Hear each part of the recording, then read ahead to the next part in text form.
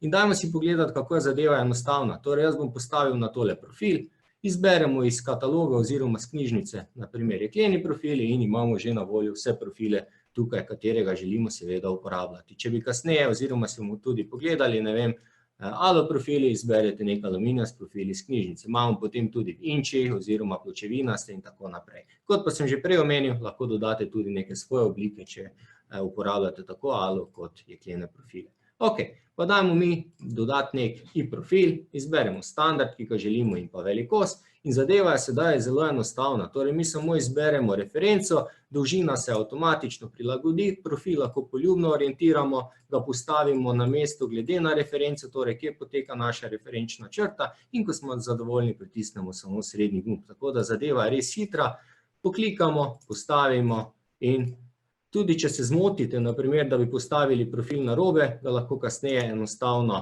tudi premaknemo. Bom tole pokazal, torej profil mogoče tale ne stoji sedaj najboljše. Z orodji, kot so Move, Replace, Reuse, lahko vse te profile nekako modificiramo, spreminjamo velikosti, jaz ga bom sedaj samo premaknil, zarotiral in postavil na ustrezno mesto.